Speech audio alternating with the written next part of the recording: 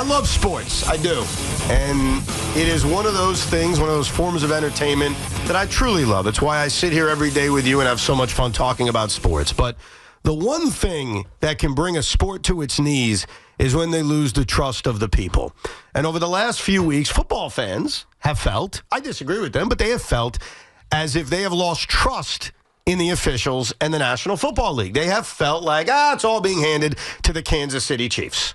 Well, over the weekend, in a sport I love dearly, even when my team sucks, the NBA had something occur. We all know what it was. We all are paying attention to it. That I'm sorry. How does it not affect your trust in the NBA? All of a sudden, out of nowhere, on a Saturday night, one of the brilliant young players in this sport, granted he hasn't played in a month with a calf issue, Luka Dončić, is traded to the Lakers? To the Lakers! A team who, before I was even watching basketball, got handed star after star after star.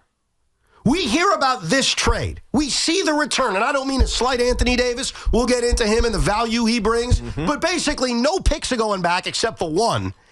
And we find out that they did not even open up the bidding to any other team.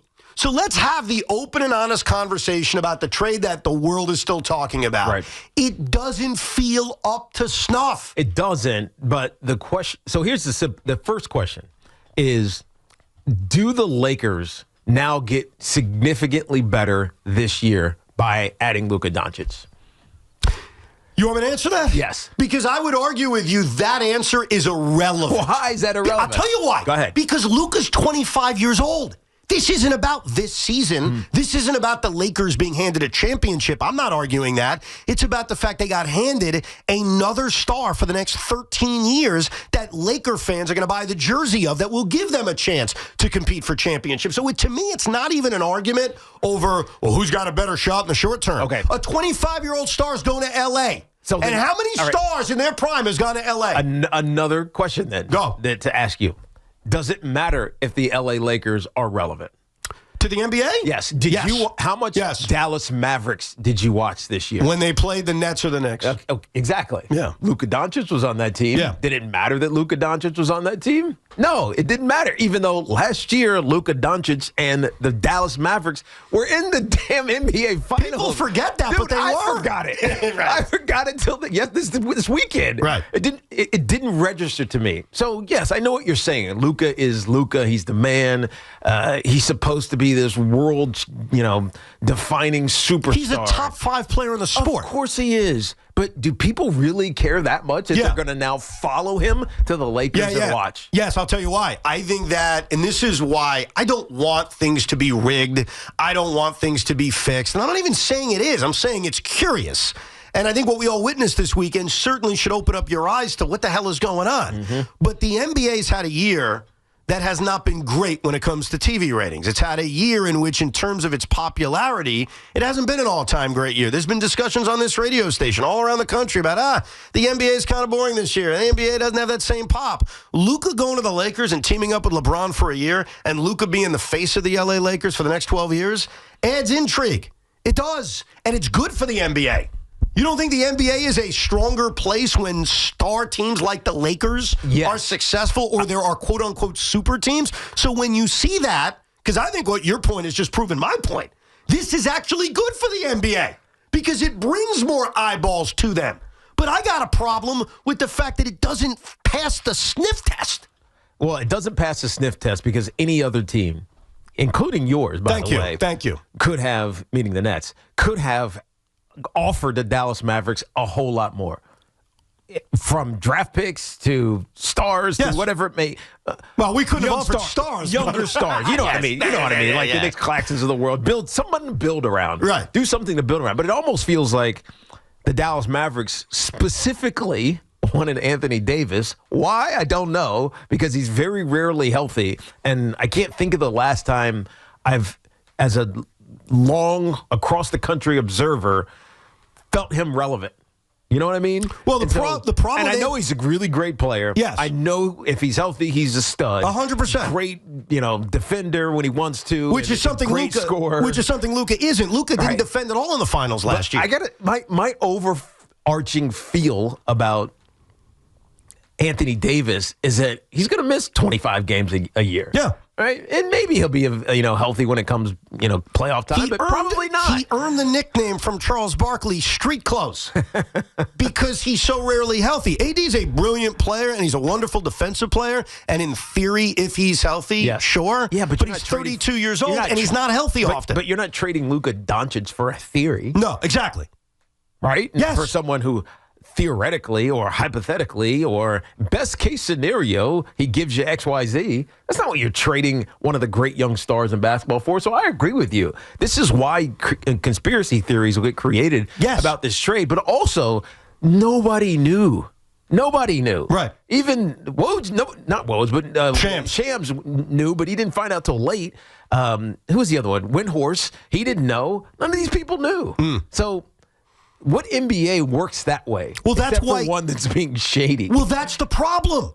That's the whole issue. Like, one of the arguments I've heard over the last 36 hours in defending the merits of this or defending that it wasn't shady is, well, the Dallas Mavericks identified Anthony Davis. Well, hold on a second. Now, I'm being an IBO when I say this. If I ran the Milwaukee Bucks, okay, and the Mavericks called me up and said, we're going to stun you here, but we're going to make Luka available, but we'll trade him to you for Giannis. And I know that sounds like a fantasy, but so was this whole thing. If I'm the Bucks, I'd consider it.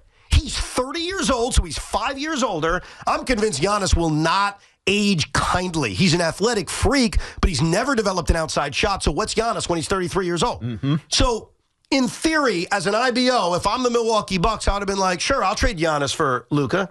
Well, the Mavericks never found out because they literally didn't open up the offers to anybody else, and that's why it feels shady, especially taking a year in which all the criticism has been around the league that there isn't that much interest, the ratings are down, and then poof, all of a sudden one of the biggest stars in the sport ends up in L.A.? Like, we have to open our eyes and at least have a conversation about this. It feels rigged. It feels dirty. And remember, I'm the kind of basketball fan that doesn't think the lottery's fixed. Right. I'm not a conspiracy guy, but I'm reacting to what we all saw late Saturday night, what we're still digesting on Monday. Read the tea leaves on all of this. It doesn't make sense. It does not add up. And it feels like something's off here. Well, it just feels like the Dallas Mavericks targeted one specific team and one specific player to do business with. Why? I don't know. They could have gotten Giannis, bro. I don't know. And it's why when I talk about Anthony Davis, and this is all due respect, because he's a great player when he's healthy. He's just not he's not healthy.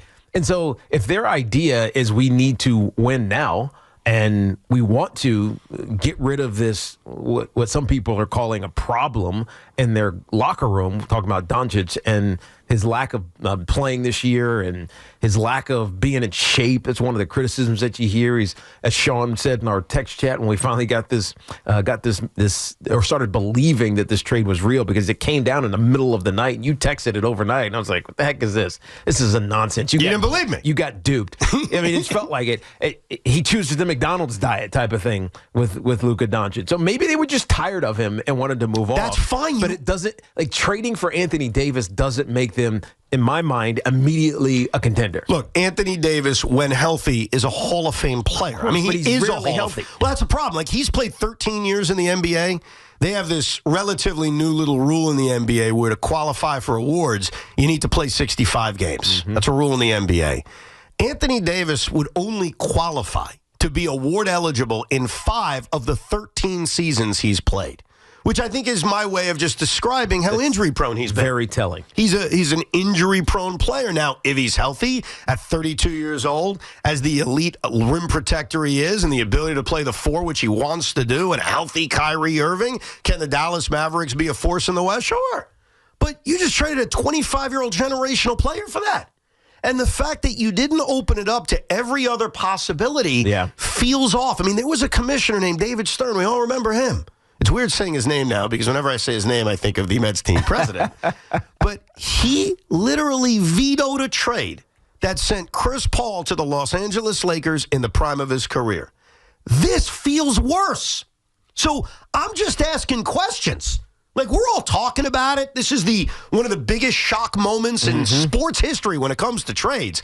I'm just having a conversation about it because it doesn't feel on the up and up. It doesn't feel on the up and up, but at the same time, does it make sense for Dallas? If the Dallas, and by the way, Jason Kidd didn't even know about this. And you could tell in that press conference that Jason Kidd was blindsided. Right. I can read Jason Kidd better than anybody. We studied him for many years here, and that's the look of a guy who's like, first of all, I don't agree with Nico, and second of all, what the hell just happened? Well, it feels like there was more to this than what we're being told, obviously. And so until we get, I don't know, transparency on that, people are going to speculate about everything. Well, that's the other conspiracy one could have. What is going on with Luka behind the scenes that caused the Mavericks to basically say, we need to get rid of him immediately? Yes. And the idea of he's fat. I don't buy that.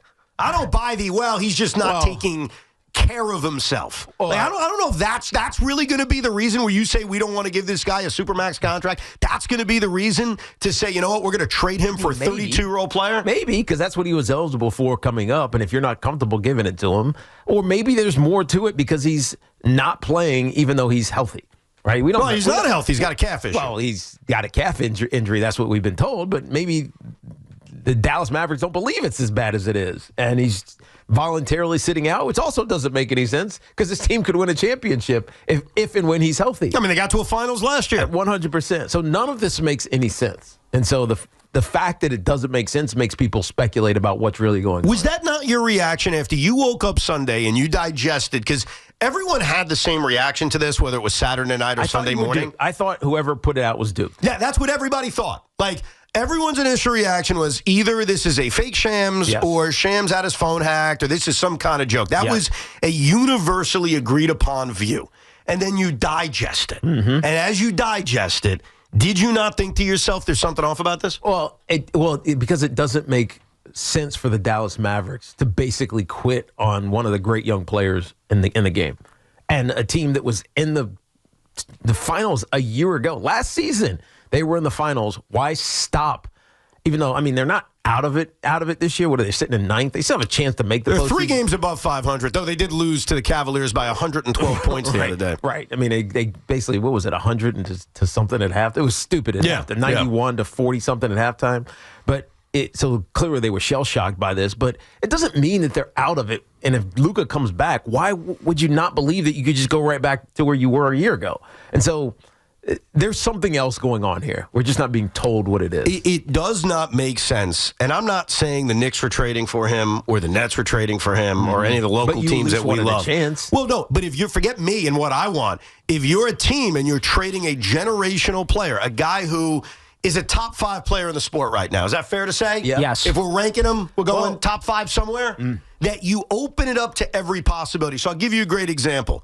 Like the Nets. Well, the Mavericks aren't rebuilding, so I understand someone saying, well, Evan, you could trade them 10 draft picks. What the hell's that they're going to do? They're not going to rebuild. Yeah, but if the Nets could offer 10 draft picks to another team and that star player goes to Dallas, then something could work. You don't know if you don't pick up the phone. Okay, the Nets still in the league? The Oklahoma City Thunder. Let's use them as an example.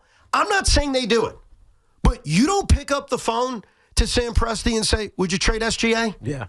You never know. Well, or hey, we'll take 100 of your draft picks and flip it elsewhere. Maybe to the Lakers themselves. Yeah. Maybe the Lakers realize, you know what? It's not working. Let's just sell out and get picks. Like, you don't know any of this when you don't pick up the phone. And when you don't pick up the phone and you send a player who's 25 years old to a team in your conference, to the Lakers, if you want to get to the NBA Finals, while they're not going to be the team to beat, clearly OKC is, they're one of the teams. Right. You trade them to a team in your conference and you don't pick up the phone and just gauge Boston's interest or Philly's interest or the Knicks' interest or the Nets' interest or any freaking team's interest. How do the red flags for all of us not pop up and say, wow, Silver got desperate and said, we need a jolt to this league. Let's send a star to L.A. Well, as long as LeBron doesn't request a trade, which doesn't look like it's going to happen before the deadline, and Luka gets healthy, the Lakers are now a top 4 team in the West. I mean, that's clearly what it does for you. So you're right. It makes them much more viable than they were, at least they perceived were before this trade went down. But let me get reckless and speculate something else. Yeah, let's get reckless. Because maybe this is about money. Hey, when it all comes down to it, can it not just be they didn't want to spend the money? They didn't want to give him a Supermax. They didn't want to give him a Supermax contract. Yeah. Why didn't they want to give him a Supermax contract? It's the Dallas Mavs. It's Dallas. There's money in Dallas, obviously.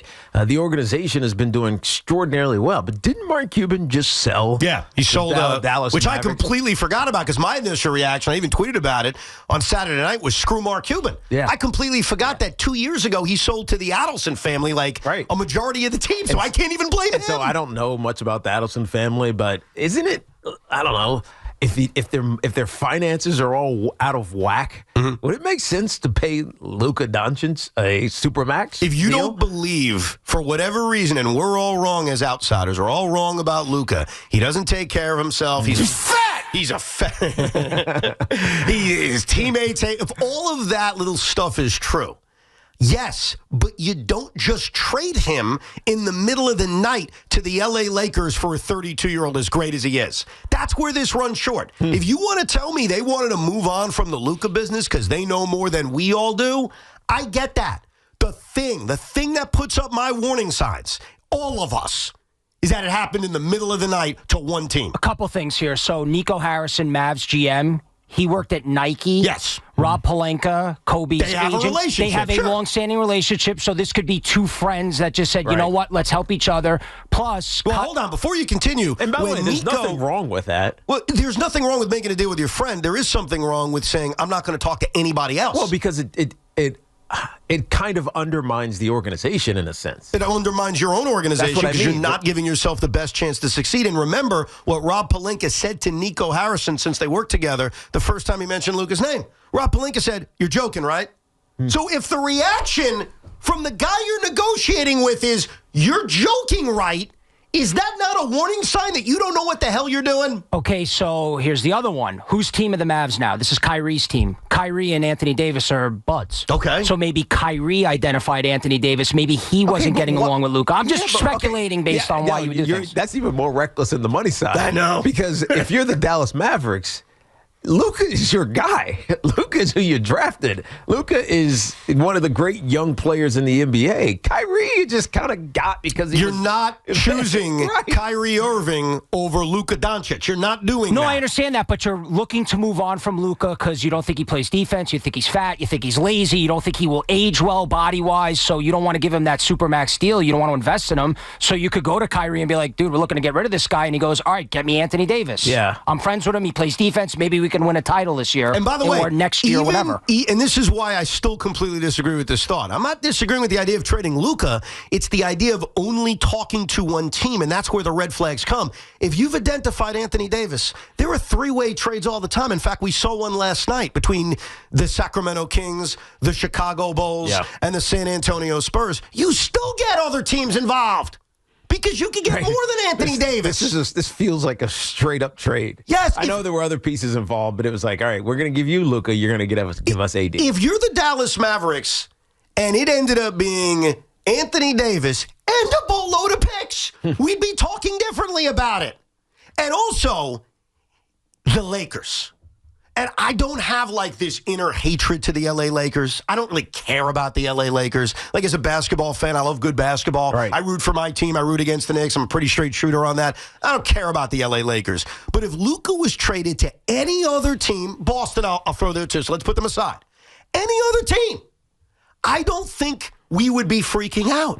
If he was even traded to the Warriors, I don't think there'd be a freak out. To your team, there wouldn't be a freak out. To Miami, it's the Lakers, the same franchise that got Wilt Chamberlain, Kareem Abdul-Jabbar, Magic Johnson. Yes, they got it in the draft, but it all took luck. Right. Look it up on how they got him. Kobe Bryant forcing his way there. Shaq in free agency. Anthony Davis, LeBron James, Pau Gasol. Like, the list goes on, and that's Would have been Chris Paul if the league didn't step in. would have been Chris Paul if David Stern didn't say, wait a second, this has gone too far. They tried it with Dwight Howard. They tried it with Steve Nash. Like, it's the wrong team in the wrong moment. And so I guess the NBA got what they want, right? We're talking about it. Right. The whole country's talking about it. But we need to have honest conversations about this. If you're going to scream about the officials in the NFL and how rigged that is, let's talk about what happened on Saturday night. Because Saturday night feels dirty, and I'm not just talking about Laker fans invading Madison Square Garden and embarrassing the New York Knicks. You could have stopped with that. I'm talking about the other stuff. And we'll get to your calls next on this. We'll also get to what happened at Madison Square Garden on Saturday night. They're still chanting, "We want Bronny." 888-808-1019 is